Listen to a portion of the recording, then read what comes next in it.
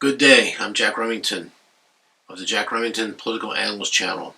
A lot of stuff's going on right now during up for the 2024 general election for the President of the United States. We know it's going to be Joe Biden versus Donald Trump. Most of us knew that 4 years ago. Today's video, have you guys had enough of this crap yet? Let me start off by reading this poll here. Got this off Twitter. The Sanjay25 reposted a Draven Vine Lycanthrope certified Twitter X, whatever you want to call these people. Quote, do you think Democrats will attempt to cheat and steal the 2024 election? Explain why in the comments below. Well, we don't have time for that. But the answer was yes, 95.8%. No, 4.2%. I know it's only 263 votes, but you know what? That's a pretty good indicator. And Twitter has been taken over by the left. I know Elon Musk bought them out, but they're 24/7 garbage. And there's a couple people that are outright openly saying, I'm going to post this every day until the election. Remind everybody about January 6th. I mean, that's all they got is the January 6th. Next clip I want to play for you is the Chicago black man. He's talking to the mayor. I think his name is Mayor Johnson. And he's giving all this money to the illegals coming in, and they ain't having it. And they're going to have some trouble in Chicago. You watch. Listen to the clip. And black people speak for black people. Oh, yes, sir. Black Americans. We're not African American. We're not people of color. We're not black and brown, minority, That's right. BIPOC. None of that. People, no, none of that. Strict, this is about our people demanding the resources, just as you're giving these people, these newcomers who are walking into this country. All right, you were right. And sister's correct. How do you take a new group of people that have paid no taxes, can't vote, and you put them in front of the voters? I'm not going to pay them no damn taxes. And so we say this to you, Mayor, Governor, President. If you think that they're that powerful that you have to acquiesce and answer to them over us, then you tell them to vote for you in these next elections. That's right. You tell them to support your Democratic National Convention. And we're going to show you how we feel about the Democratic National Convention. Turn it up. Thank you. If you think you're going to have a peaceful Democratic National Convention in the city of Chicago while our people are starving, That's right. stay tuned. Next one's a tough one. Okay, Zeke Arcom, another verified Twitter Xer, posted this. Everyone, this is Jaden Perkins. He was 11 years old. He died trying to protect his pregnant mother from her boyfriend while he was assaulting her. The boyfriend stabbed Jaden to death. He had been released on parole the day before. Black Lives Matter isn't going to march for him. Joe Biden isn't going to call his mother or invite him to the White House. That useless and incompetent mayor of Chicago probably couldn't care less. Al Sharpton isn't going to go to Chicago and present a word salad while making sure every camera in the place is focused squarely on him. His death is simply going to be seen as, quote, business as usual, end of quote. That needs to change. Now, right now. His life mattered. Vote differently in Chicago. Vote differently in New York. Vote differently in every place where these deaths aren't seen. Rest in peace, little man. You deserve so much more. And here's a picture of Jaylene Perkins here. Rest in peace, little man. You died defending your mother. Extreme honor and respect. So now we're going to go to this video clip, the civil rights that were, well, I'll let you listen to the video. You decide for yourself if this man is right or wrong. Play the tape. He's not lying. Listen to this. They have man, black people don't even know that every civil rights legislation in this country was given to us, authored and supported by Republicans and not Democrats. Even up into the 90s. Even up into the 90s. So nah, homie, they say, well, the party switched. No, they didn't. Why do you think one gives you all the government assistance? Keep you dependent. To keep you reliable. Because one of them is a slave master taking care of their slaves. Which one is that? The Democratic Party. You got to do your research, bro. So we're going to start having a pretty fun series here. I mean, I'm just tired of these clowns. So it's going to be Jackass of the Month. So January, we got Joe Biden as Jackass for January. And in February this underqualified affirmative action protoplasm waste. Her name is Robin Dunn Marcos, and she is in charge of Office of Refugees Resettlement. So I'll let you type this on your own, and you can read all about this. To make the video short, I got to cut time out here. So let's watch this. Senator Josh Hawley. I wish we had a senator like him here in California. He would never win in California. He wouldn't even run in California, would he? Let's play the tape.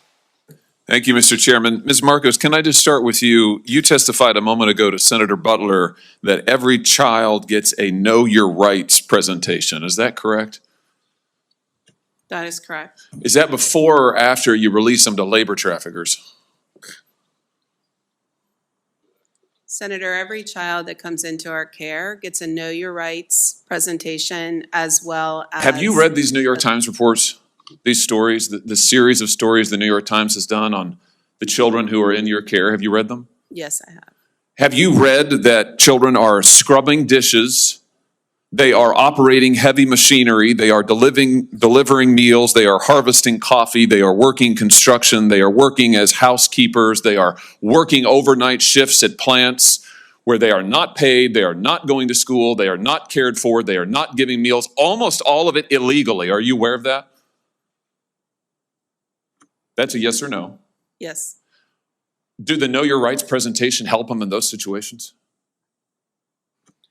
Senator, ORR... That's a yes or no, I think. Do you really think that you're helping these children by releasing them to labor traffickers and, yes, sex traffickers? 85,000 children whom you have no contact with, and your answer is we gave them a presentation before we turned them over to these people who are exploiting them on a scale not seen in this country for 100 years, a century.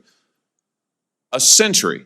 It's a disgrace in the United States of America. Let me ask you this. You did an audit, I noticed, where you gave yourself a clean bill of health. So just tell me this. Do you require sponsors to document their relationship with the child? Senator, we have a thorough vetting process. Do you require sponsors to document their relationship with the child? Yes, we go through. No, you do not. You do not. Have you read the Senate's Permanent Subcommittee on Investigations reports on your office? There was one in 2016. There was one in 2018. There was one in 2020. There was one in 2022. Spanning administrations, what they found is you do not require sponsors to document their relationship with the child. You release them anyway. What about background checks? Do you require background checks on all adults in the household?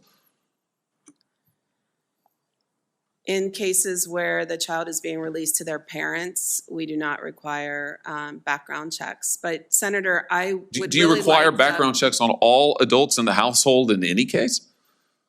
Yes, in some cases we do. What percentage of cases do you do background checks on the adults in the household? I don't have that number in front of me. Do you do home visits in all cases? You can actually see where these children are being released, whose care you're putting them in? We do not do home visits in all cases. Senator, I'd really like the opportunity to talk about what we are doing. I know what you're doing, and it's incredibly and totally inadequate. And we can read about it in the New York Times. Since you say you've read it, let's talk a little bit about that New York Times report if we could. Here's a quote from the April 17th installment. Again and again, veteran government staffers and outside contractors told HHS, including reports that reached the secretary, that children appeared to be at risk. Did you warn the secretary that children were at risk? Senator, I'm in regular contact with the secretary. Did you warn him that children were at risk? Safety and well-being of children is our top priority. Did you warn him that children were at risk? I'm not going to get into the conversations I've had. You're here and you're under oath, and this is an oversight hearing. And we need to know what you're doing because you're manifestly not doing your job. Did you warn him that children were at risk? Do you believe that children are at risk? Let's start with that. Yes. Okay. Did you warn the secretary? Senator, I'm not going to get into the specifics of my conversation, but I would like the opportunity Why to talk wouldn't you about, warn the secretary that children were at I risk? would like the opportunity to talk about what we Let's look at what the doing. secretary said to you. The other one, James. Yeah, that one. At least 5 HHS staff members said they were pushed out after raising concerns about child safety. Mr. Becerra, that's the secretary, told the ORR director, that's you, right, that if she could not increase the number of discharges, he would find someone who could. And then he went on to say that if Henry Ford had run his plants like this, he would never have become famous and rich. This is not the way you do an assembly line. Get the kids out, run them through, get them out to those sponsors, those traffickers. Why didn't you resign when he said this? Do you think that this is morally acceptable? Senator, I joined ORR in September of 2022. I believe that was reported prior to my arrival, but I cannot speak. This is from an article this year. I can't speak to what the secretary. Do you think that this is acceptable to run ORR like an assembly line and to release these children to traffickers? I can assure you we do not run ORR like an assembly line. The safety and well-being of children is our top concern. And by Plainly not. Plainly, it is not your top concern because you have managed to lose 85,000 of them. And the Times knows where they are, or 2/3 of them, and they're with labor traffickers. It's unbelievable. Let me just ask you this.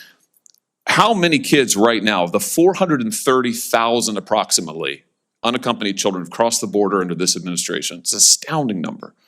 How many are you in regular contact with right now? Senator, we have a number of different providers across the country who But what's the provide number? What's the number? How many of you are you in? You said child welfare is your top concern. What's the number? I don't have the specific numbers. How can you not know? Why would you come to this hearing and not know? Respectfully, if you would like us to provide comprehensive case management to children after they're released from our care, so we can report. Respectfully, I would like you to do your job and not release children to human traffickers. Respectfully, that's what I would like. I'd like you not facilitate the largest child trafficking ring in American history. Thank you, Mr. Chairman. So let me ask you, fellow Americans, have you had enough of this stuff yet? Donald Trump is your best choice and you know it. Do the right thing. Vote for your country. Vote for your children, your grandchildren, your great-grandchildren, your great-great-grandchildren, and teach them well so they can lead the way for future generations to come. We need to keep America going. America is the last stand. There's nowhere else left to go. If the Marxist, communist, socialists take over this country and destroy this country, it's going to be 200,000 years of darkness. With technology the way it is, there'll be no more assembly of people. They'll be watching everywhere with drones and cameras everywhere. Nothing's going to be able to happen. It'll be lone wolves and they'll get destroyed at every attempt. Watch the movie Hunger Games. That's pretty close to what I think is going to happen. But in the movie, the good guys somehow find an escape hatch and win. But in real life, that's not going to work.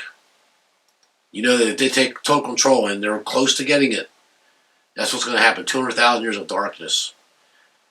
The 1% elite's going to control 99% of the money. And the rest of 99% of the world is going to be scrumming for the 1% of the crumbs that they throw at you just to barely survive. Think about that, folks. Vote for your country. You can do it. I'm going to start bringing these videos back. What are they going to do? Kill me? They'll never get my soul. They'll never get my spirit. They will never own me. They think they do, but they don't. Time to fight back. You can do it. Thank you, ladies and gentlemen. Stay tuned for the next video.